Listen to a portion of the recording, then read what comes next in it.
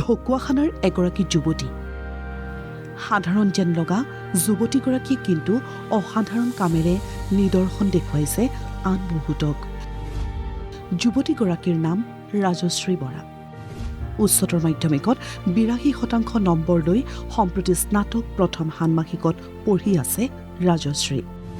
কিন্তু পঢ়াৰ সমান্তৰালকৈ এতিয়া জীৱন সংগ্ৰামত প্ৰতিদিনেই যুঁজ দিব লগা হৈছে ৰাজশ্ৰী বৰাই।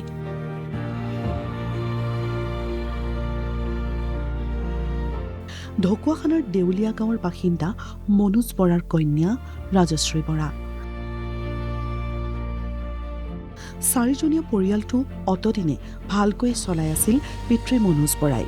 কিন্তু হঠাৎ পিতৃ মনোজ বৰা ৰোগাক্ৰান্ত হৈ পৰাত ঘৰখনলৈ নামি আহে দুৰ্যোগ। উপাৰ্জনৰ একমাত্ৰ সম্বল ই ৰিক্সাখন মনোজ বৰাই চলাব নোৱাৰাত ঘৰখনত বন্ধ হৈ পৰে উপাৰ্জনৰ পথ। আমাৰ ঘৰত 4জন মানুহ, যিহেতু আমাৰ একমাত্ৰ উপাৰ্জন দেউতাই কৰিছিলে।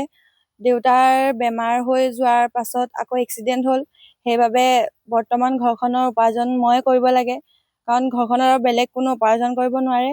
আৰু দেউতা অসুস্থ কাৰণে মাও ক'তো ওলাই যাব নোৱাৰে। মই যাব পাৰিছোঁ কাৰণে মই কৰিবলগীয়া হৈছে। আৰু অৱশেষত পিতৃৰ ই ৰিক্সাখন চলাবলৈ নিজেই ওলাই আহিল কন্যা ৰাজশ্ৰী বৰা।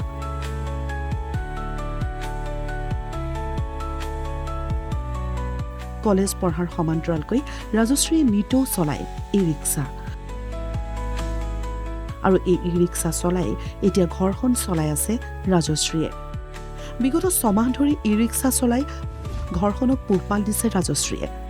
সংগ্ৰামৰ মাজেৰে পঢ়া শুনা কৰি থকা ৰাজশ্ৰীৰ মুখ্যমন্ত্ৰীৰ লগতে স্থানীয় বিধায়কলৈ আহ্বান।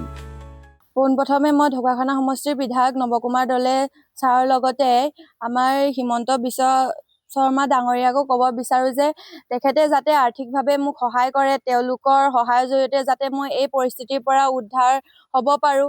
আৰু এই পৰিস্থিতিৰ পৰা ওলালেহে মই পঢ়া শুনাৰ ক্ষেত্ৰত বিশেষভাৱে আগবাঢ়িব পাৰিম। তাৰ মাজতে বুধবাৰে সাহসী ৰাজশ্ৰীক কিছু আৰ্থিক সাহায্যৰ লগতে সম্বৰ্ধনা জনালে চুতীয়া যুৱ সন্মিলনে।